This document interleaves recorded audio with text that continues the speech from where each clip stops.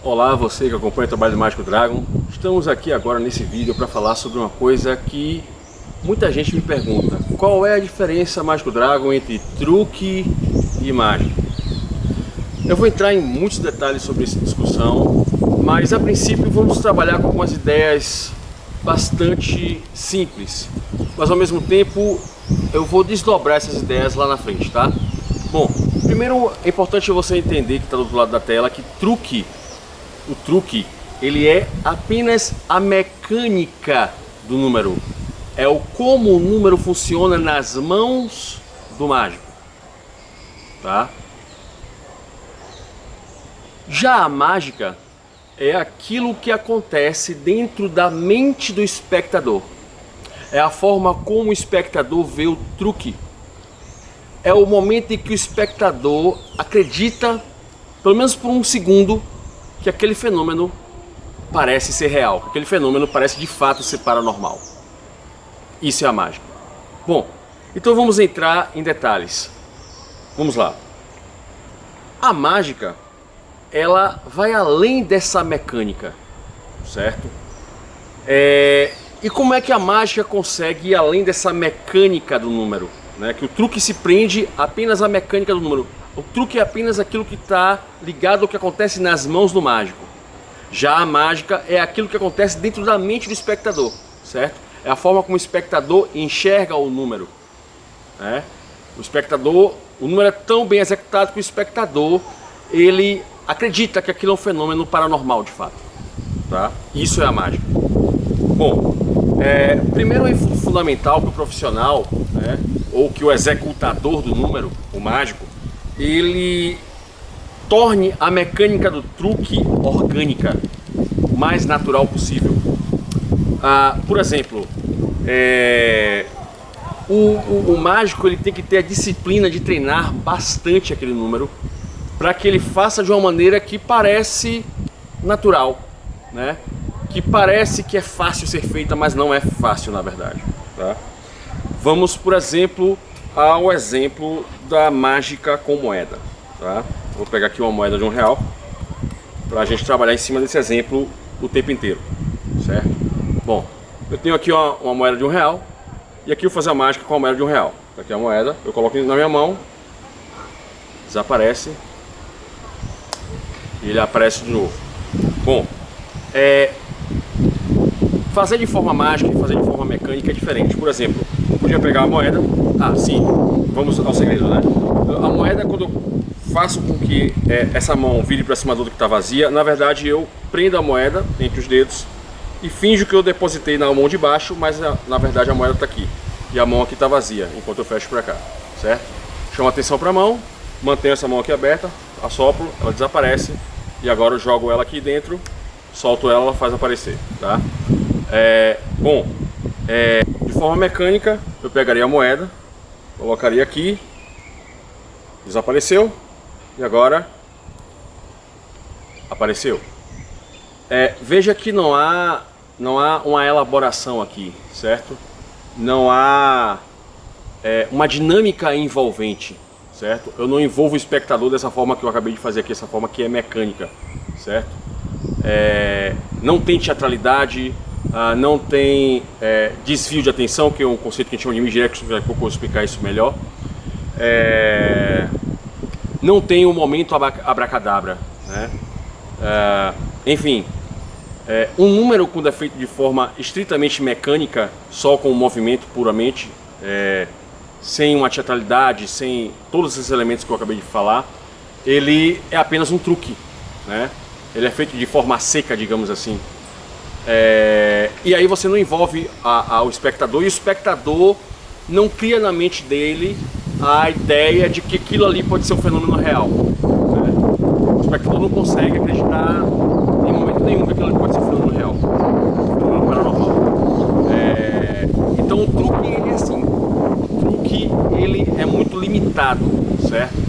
Ele não gera fantasia na mente do espectador, tá? O truque por si só não gera fantasia ao espectador, tá? Então vamos aos elementos que transformam um truque em uma mágica, tá? Então, por exemplo, Primeiro é necessário que o profissional ele treine bastante o movimento, treine bastante a mecânica, para que a mecânica fique de forma natural, para que ele não faça de uma maneira que ele fique pensando no que ele está fazendo, para que se torne uma coisa automática no corpo dele, se torne orgânica, certo? Mas assim, a mecânica não deve ser feita sem teatralidade. Quando a mecânica está sem teatralidade, é apenas um truque, certo? Quando nós temos, ao contrário, uma teatralidade sem mecânica, também nós não temos uma mágica ali. Por exemplo, né, o meu mestre de mágica, que se chama Espiga, Mágico Espiga, ou, para quem preferir, Fernando Lopes, ele já coordenou algumas ações teatrais, onde ele era o responsável pelo efeito especial, e ele colocou alguns elementos mágicos nessas peças teatrais onde ele coordenava, e ele orientava os atores que iam executar o número a forma mais correta de fazer, né? Só que assim, os atores geralmente eles não levam a sério, não treinam devidamente bem, e o movimento não fica orgânico, a mecânica do número fica ruim. Apesar deles terem uma boa teatralidade, certo? Eles são teatrais, eles têm expressão corporal, mas eles não têm uma boa mecânica. E aí o número não fica orgânico, não fica natural. O truque é como se fosse uma leitura de uma história sem entonação de voz, né? Sem incorporar os personagens. Já também você não pode fazer um número só com teatralidade, sem treinar a mecânica. A mecânica tem que estar muito bem treinada para que o movimento fique orgânico, certo? Então o mágico ele precisa ter disciplina para ter um movimento o mais natural possível. Um exemplo prático disso é o meu número que eu faço com corda, que eu fiz em 2 momentos de minha carreira, onde no primeiro momento eu estava aprendendo esse número de corda. Tem até um vídeo no YouTube que está disponibilizado lá, vocês podem ver o link aqui, né, desse vídeo, ou então vou botar um trechinho para vocês verem, que o movimento naquela época que eu comecei a aprender o número de corda não está natural, ainda não está devidamente orgânico, não está devidamente treinado, não está devidamente internalizado por mim, certo?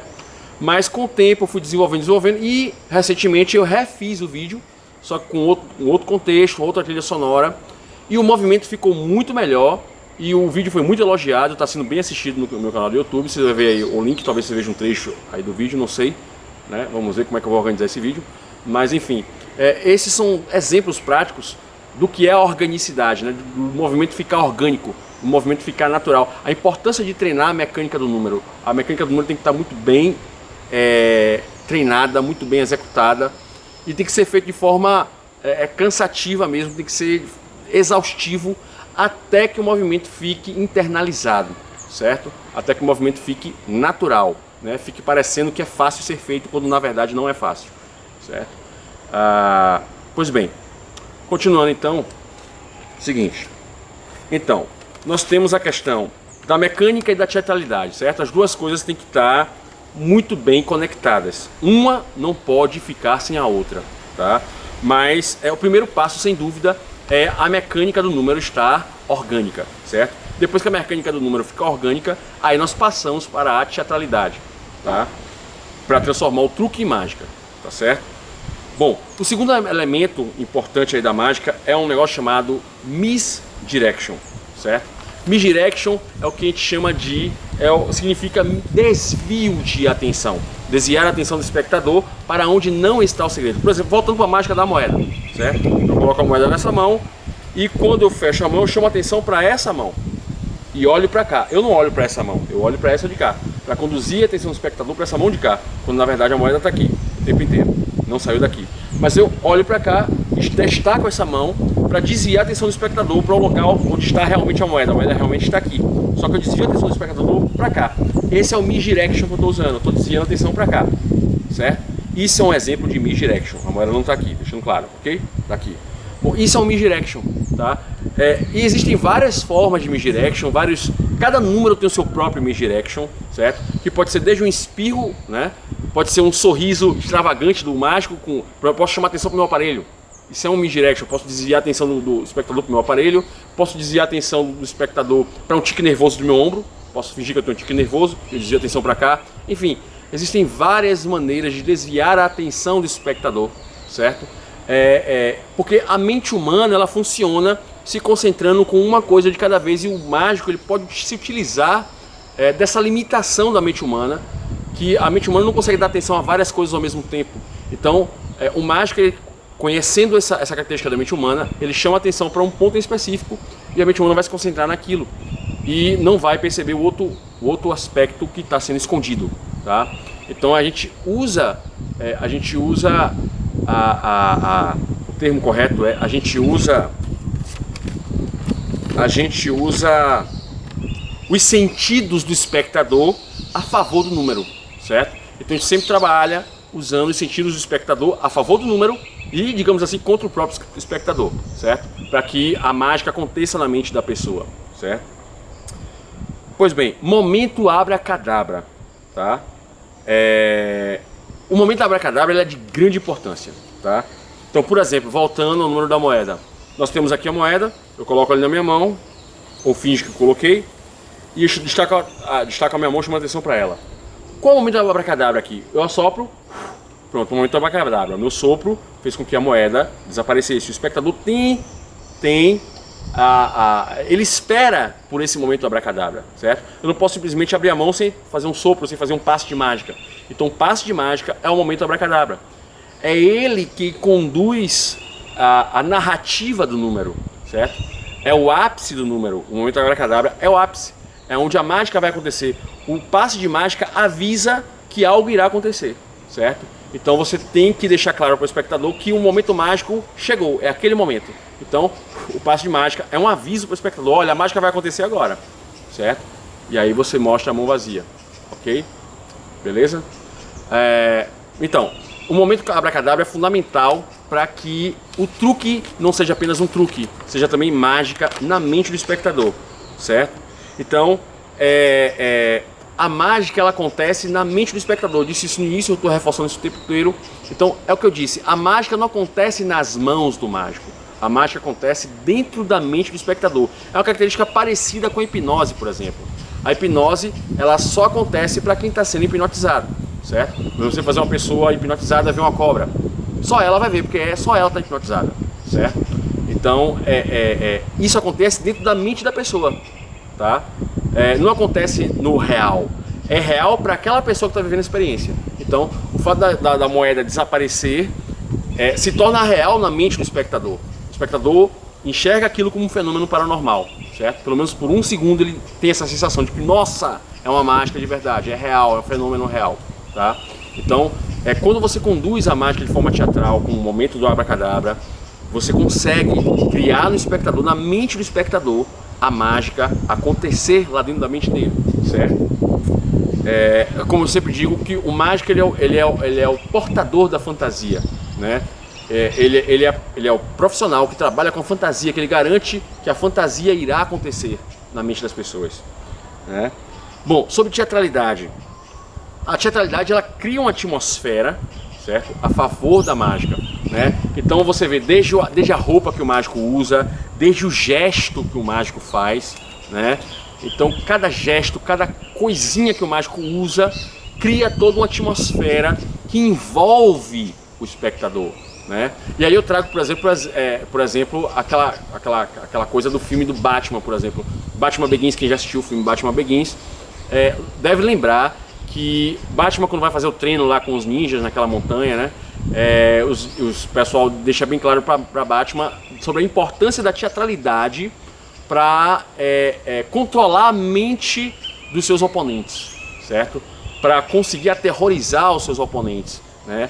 Então você tem que ser assustador aos seus oponentes usando a teatralidade. Então Batman lá, entre os ninjas, aprendeu a importância da teatralidade para derrotar o adversário já no mental, né? Já dentro da mente do adversário já tá derrotado antes mesmo de enfrentar você.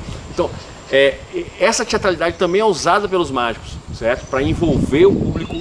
O público já está mergulhado nesse mundo da fantasia e ele gerar dentro da mente do espectador a crença de que é um fenômeno paranormal realmente, certo? Mesmo não sendo, tá? Mesmo o espectador tendo consciência de que aquilo é um truque, o espectador tem a sensação de que aquilo é real, certo? Mesmo ele tendo consciência de que é um truque. A expressão corporal é importante, né? Então assim, essa coisa de envolver da teatralidade ela é importante em todos os setores. E isso também tá na mágica. Por exemplo, na música, você tem, por exemplo, a Elis Regina, que era uma intérprete maravilhosa, né? Ela usava muita expressão corporal e ela conseguia desenhar o que a música queria dizer pra gente. Por exemplo, Maria Bethânia faz muito isso também, né? Maria Bethânia é uma excelente intérprete e ela usa muita expressão corporal para desenhar o sentido da música que ela está cantando. E a Elis Regina também fazia isso, né? A contação de história, como eu já falei antes, a entonação da voz, né? Você está contando uma história para uma criança, você vai fazer a fala do lobo, por exemplo, você tem que colocar uma voz mais grossa, para fazer a criança mergulhar naquela fantasia da história, né? Se você faz, por exemplo, a voz da Chapeuzinho Vermelho, tem que ser uma voz mais fininha. Olá, lobo! Então, assim, a entonação da voz, ela faz com que o espectador mergulhe naquele mundo da fantasia. E isso é uma coisa que o mágico também tem que ter cuidado com cada elementozinho que ele usa para fazer com que o espectador mergulhe naquele mundo de fantasia, certo? Existe uma poética do número, né? Existe uma narrativa, existe uma linha de raciocínio daquele número, existe uma forma de atingir tanto a mente quanto o coração do espectador, e isso faz parte da poética e o mágico tem que estar atento também a isso, certo? Sobre o segredo, é sobre a maturação do mágico e do número, né? A formação de um mágico, ela não acontece da noite para o dia. A gente não consegue formar um mágico em uma semana, não consegue formar um mágico em um mês, né? A formação de um mágico ela é demorada, porque o mágico precisa entender todos esses aspectos, né? E ele precisa construir os seus números, construir suas rotinas, dar a própria visão dele do número que ele está desenvolvendo, né? Colocar muito dele lá naquele número, certo? E executar da forma dele, da forma que ele se encaixa melhor naquele número. Então, assim, demora para desenvolver o mágico, não é da noite para o dia, certo? Eu mesmo comecei em 2008, fui profissionalizar em 2012, depois eu tive contato com o meu mestre de mágica, que ele me lapidou, né? Pode-se dizer que existe um mágico Dragon antes e depois de Espiga, tá? Então, assim, e ainda hoje, quando eu estou trabalhando em um novo número, esse novo número, ele ainda não amadureceu o suficiente, né, para ser apresentável, mas mesmo quando ele se torna apresentável, ele ainda não está devidamente dominado, digamos assim, né? Como, por exemplo, voltando ao exemplo da mágica da corda, eu fiz o primeiro vídeo lá há um tempo atrás, onde eu ainda estava um pouco verde na mecânica do número, apesar da teatralidade estar boa, mas a mecânica do número não estava ainda do jeito que tinha que ser, certo? E aí depois de muito tempo eu fiz um segundo vídeo com o número da corda, dessa vez com a nova trilha sonora, né, com a nova abordagem, e dando um novo sentido ao número. E assim, a rotina é exatamente igual de um e de outro, mas você vê que a pegada é diferente de um vídeo para o outro, né? Veja o vídeo, você vai perceber a diferença de um vídeo para o outro. A diferença é brutal na dinâmica dos números, certo? A diferença notável realmente. Enfim, isso foi a maturação do número que eu vim desenvolvendo, né? Então, você não desenvolve um número da noite para o dia, né? Assim como você não desenvolve um mágico da noite para o dia, assim como você não desenvolve um show inteiro da noite para o dia. Demora, não é fácil, é um processo lento, que exige paciência, exige determinação, dedicação, exige que o mágico entenda que ele vai precisar errar muito até finalmente estar pronto, minimamente pronto para ser apresentado, né? O processo é esse, aliás, para tudo na vida é assim, né? Por último, a importância do segredo da mágica, né? Segredo. Sobre o segredo é o seguinte, o segredo, na verdade, o maior segredo da mágica é o que eu acabei de falar, né, com vocês aqui no vídeo. Esse é o grande segredo da mágica, certo? É você dominar a mecânica, é você dominar a teatralidade, é você entender a importância do abracadabra, é você dominar o misdirection. Esses são os verdadeiros segredos da mágica, certo? Agora o segredo mesmo, né? O segredinho, aquele segredo de como é que é feito o número, aquilo dali é a menor parte de todas, certo? Por exemplo, eu ensinei para vocês aqui como é que se executa o número da moeda, mas se você em casa não treinar, não fica bom, mesmo você sabendo o segredo, conhecendo o segredo, certo? Você precisa treinar, precisa se dedicar para que o número fique realmente bom. O segredo, como eu disse e repito, é apenas uma parte muito pequena do número, certo? O verdadeiro segredo é dedicação, né? O verdadeiro segredo é dominar o misdirection, dominar a teatralidade, dominar a mecânica. São vários aspectos que envolvem um número de mágica, certo? Não é uma coisa ou outra, tá? E aí, por exemplo, você vê o mágico tendo todo esse trabalho, desenvolver tudo isso. E aí, por exemplo, eu já testemunhei no YouTube um canal de um físico, né? Que ele se dedica a desvendar os segredos das mágicas das pessoas, né? Eu acho que um físico, ele não deve... Acho que se um físico, ele se ocupa disso, pra mim ele é um físico de baixa qualidade. É um físico que poderia estar se ocupando de coisas mais sérias, de coisas que realmente exigem a atenção do físico, né? Eu tenho um canal de um físico que eu acompanho, que eu acho muito legal, acho muito bacana, um canal chamado Ciência Todo Dia, é um canal maravilhoso, eu recomendo a você acompanhar esse canal, é muito bom canal. Então o cara trata de temas sérios e traz esses temas de uma maneira fácil de você entender, né? Eu acho que essa é a função do físico, é se preocupar com coisas realmente que dizem respeito a ele. Diga-se de passagem, quando alguém, um leigo, vai e desvenda um número de mágica, desvenda entre aspas, ele pensa que desvendou, mas não desvenda. Geralmente as pessoas que não são mágicos, que tentam mostrar como é que a mágica é executada, eles sempre procuram o caminho mais difícil do segredo, certo? Quando na verdade todas as mágicas sempre procuram o caminho mais fácil para executar aquela mágica, certo? O segredo, na grande maioria das vezes de uma mágica, é extremamente ridículo, extremamente simples. E as pessoas sempre imaginam a forma mais complicada de fazer, quando na verdade as mágicas são executadas da maneira mais simples que se imagina, certo? E justamente pela simplicidade do segredo, é que o mágico tem que estar atento ao misdirection, certo? O misdirection é a grande arma de um mágico profissional, certo? O mágico que se diz mágico, ele precisa dominar muito o misdirection, porque é o misdirection que garante que o segredo não vai ser percebido, que o misdirection desvia a atenção do segredo, tá? Então a grande arma do mágico se proteger contra a descoberta do segredo é o misdirection. E é isso que garante que o leigo não consegue captar, mesmo o segredo estando na cara dele, ele não percebe, certo? E, enfim, é isso. Eu espero que vocês tenham achado bacana o vídeo, tenham gostado. Bom, é isso, ok? Valeu e até o próximo vídeo.